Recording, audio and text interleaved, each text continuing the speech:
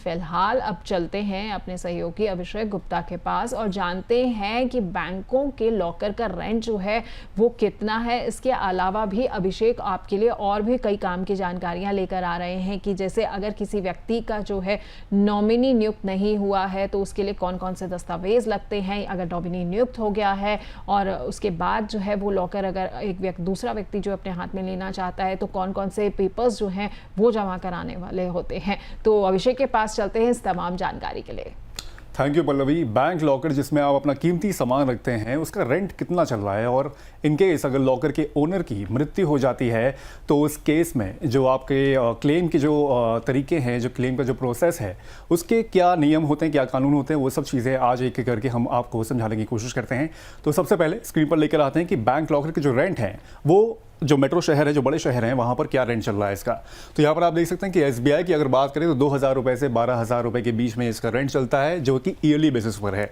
PNB का 2,000 रुपये से 10,000 रुपये का रेंट सालाना लगता है। उसके बाद एचडीएफसी बैंक की अगर बात करें तो 1,100 रुपये से लेकर 20,000 रुपये तक का एनुअल रेंट एचडीएफसी के लिए, अगर आप लॉकर फैसिलिटी लेते हैं तो उसके लिए आपको देना पड़ेगा। आईसीआईसीआई बैंक की अगर बात करें तो 3,000 रुपये से 22,000 रुपये का रेंट एनुअली इसका भी पड़ता है। अब जरा ये जानते हैं कि इनकेस अगर, जैसे कि मैंने शुरुआत में आपको बताया कि अगर लॉकर का जो ओनर है उसकी अगर मृत्यु हो जाती है, डेथ हो जाती है, तो यहाँ पर क्लेम का प्रोसेस क्या होगा। तो यहाँ पर दो आपको सिचुएशंस बताते हैं। जैसे मान लीजिए कि अगर नॉमिनी है तो उसमें सिर्फ 2 सर्टिफिकेट आपके लगेंगे, 2 डॉक्यूमेंट्स लगेंगे। पहला डेथ सर्टिफिकेट लगेगा मृतक का, और दूसरा जो रहेगा वो सरकारी पहचान पत्र रहेगा, जो कि आधार कार्ड हो सकता है या फिर ड्राइविंग लाइसेंस हो सकता है या फिर दूसरे सरकारी डॉक्यूमेंट्स यहाँ पर लग सकते हैं। अब दूसरी सिचुएशन में अगर हम लोग जानें तो फिर देखते हैं कि अगर नॉमिनी ना हो तो उस सिचुएशन में क्या हो सकता है। तो वहाँ पर आप देखेंगे तो क्लेम फॉर्म जिसमें सभी उत्तराधिकारी के साइन हैं वो आपको चाहिए होंगे, यानी कि जो लीगल हायर्स हैं उनके साइन आपको क्लेम फॉर्म में दाखिल करवाने पड़ेंगे। ये फॉर्म आपको सबमिट करना पड़ेगा। उसके बाद आपको मृतक का डेथ सर्टिफिकेट देना पड़ेगा। उसके बाद तीसरे की अगर बात करें तो स्थायी पता प्रमाण पत्र यहाँ पर आपको प्रोवाइड करवाना पड़ेगा।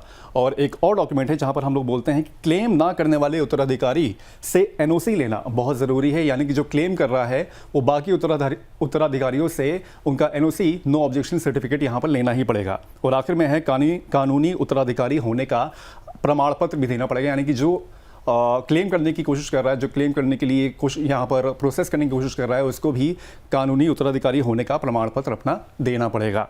अब आपने एक तरह से क्लेम फॉर्म भर दिया, उसके बाद इन केस अगर बैंक से यहाँ पर डिले करते हैं, यहाँ पर देरी करते हैं, तो उसके भी कुछ नियम यहाँ पर ड्राफ्ट किए गए हैं आरबीआई की ओर से। तो वो कौन से नियम हैं, चलिए एक एक करके वो भी जान लेते हैं।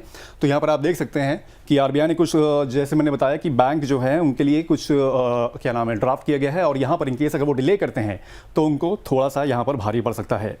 यहाँ पर क्लेम के 15 दिनों के भीतर ही यहाँ पर आपको क्लेम, जैसे आपने क्लेम किया तो 15 दिन के अंदर ही बैंक को यहाँ पर आपको क्लेम सेटलमेंट करना पड़ेगा। उससे ज़्यादा डिले ये नहीं कर सकते हैं। ये लिमिट एक तरह से आरबीआई ने यहाँ पर सेट कर दी है। उसके बाद निपटान में अगर देरी करते हैं तो वो देरी एक तरह से बैंकों की लापरवाही मानी जाएगी, यानी कि एक तरह से वो क्विंटेसेंशियल की तरह से, यानी कि एक तरह से वो यहाँ पर देरी करने की कोशिश करें, वो लापरवाही होगी। वहीं लॉकर में देरी के लिए 5,000 रुपये पर डे का मुआवजा एक तरह से बैंक आपको यहाँ पर देगा। उसके बाद दूसरी अगर हम लोग बात करें तो आरबीआई के नए नियम, जो ये वाले नियम जो लागू होंगे वो 1 जनवरी 2026 से लागू हो जाएंगे। तो यहाँ पर ये पूरी जानकारी है बैंक लॉकर को लेकर। और लास्ट में जैसे कि हम लोगों ने आपको बताया कि इनकेस अगर बैंक भी यहाँ पर डिले करता है क्लेम सेटलमेंट को आपको देने में, तो फिर वहाँ पर भी बैंक को भी यहाँ पर पेनलाइज किया जाएगा एक तरह से। तो यह है पूरी जानकारी। Over to you Pallavi. बहुत बहुत शुक्रिया अभिषेक आपका। तो क्लेम प्रोसेस में अगर बैंकों की तरफ से देरी हो रही है तो वो उन्हें अब भारी पड़ सकती है। उम्मीद कर रहे हैं कि ये नए नियम जो है जल्द से जल्द लागू हो जाएंगे। सुरेश जी, आरबीआई के लॉकर से जुड़े हुए ये जो नए नियम होंगे कहीं ना कहीं ग्राहकों के लिए ये काफ़ी फायदेमंद साबित हो सकते हैं। बिल्कुल सही कहा आपने। ग्राहक अभी जो होता है कि बैंकों के पास जब क्लेम अपना लॉन्च करते हैं इस मृत्यु के केस में, तो वो महीना 2 महीने बड़ा नॉर्मल सा प्रोसेस ऐसा चलता है। तो इसमें 15 दिन की जो समय सीमा निर्धारित की गई है, ऑफ कोर्स जब लागू हो जाएगी तब से, तो वो ग्राहकों के लिए बहुत बड़ा फायदा है। और जो लीगल एयर्स हैं वो पहले ही एक तो दुखी होते हैं अपने घर के किसी मेंबर की मृत्यु के बाद, और उसके बाद जब बैंकों के चक्कर लगाने पड़ते हैं तो वो जो इतनी असुविधा होती है उनको, वो डेफिनेटली इसका उनको फायदा मिलेगा। और दूसरा, जो देरी के बदले 5,000 रुपये प्रतिदिन बहुत बड़ी अमाउंट है। डिले के जो पेनल्टी बैंक को देनी पड़ेगी ग्राहक। तो इसके लिए बैंक नेचुरल है कि समय के अंदर ही इस क्लेम का निपटान करेंगे।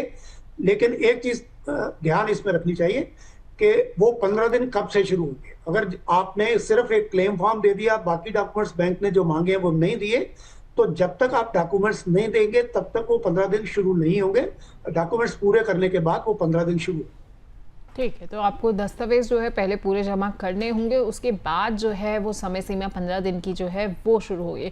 इसके अलावा सुरेश जी समझना चाहेंगे और कौन कौन से अहम नियम हैं आरबीआई के जुड़े हुए, नए नियम जो हैं उनमें ग्राहकों को फायदा हो सकता है, कौन से ऐसे और नए नियम हैं?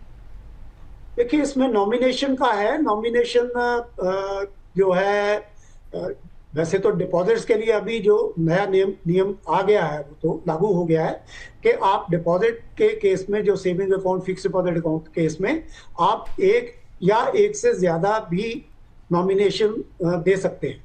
तो ये 4 नॉमिनेशन तक दिए जा सकते हैं। और वो नॉमिनेशन भी 2 प्रकार के होंगे अभी।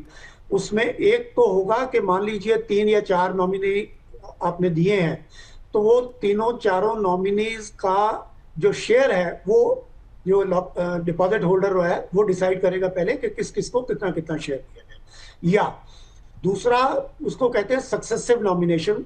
वो होती है कि आप पहला ए है, मान लीजिए ए नॉमिनी होगा, अगर ए की डेथ हो जाती है तो बी नॉमिनी होगा, बी की डेथ हो जाती है तो सी नॉमिनी होगा। तो इस तरह सक्सेसिव नॉमिनेशन, ये 2 प्रकार की नॉमिनेशन है। लेकिन लॉकर के केस में ऐसा नहीं है। तो लॉकर के केस में जो नॉमिनेशन, एक हमारे कस्टमर आमतौर पे गलत फहमी होती है। 2 प्रकार के नॉमिनी होते हैं। एक नॉमिनी उसको भी कहते हैं जो जिसको लॉकर ऑपरेट करने की एक अथॉरिटी लॉकर होल्डर दे देता है अपनी लाइफ टाइम के लिए। वो नॉमिनी जो है लाइफ टाइम के बाद उसकी नॉमिनेशन वैलिड नहीं होती, वो नॉमिनी डिफरेंट होता है। ये जो नॉमिनी होता है वो डेथ के बाद का नॉमिनी होता है और उसको अपना प्रमाण पत्र जो देना होता है। या लीगल हेयर्स का, जो लीगल हेयर्स नहीं है, नॉमिनी नहीं है, तो सक्सेशन सर्टिफिकेट या जो सरकारी जो अधिकारी होते हैं, एसडीएम वगैरह, वो लेटर ऑफ लीगल हेयर वो इशू करते हैं। वो दे करके बैंक से उसका क्लेम ले सकते हैं।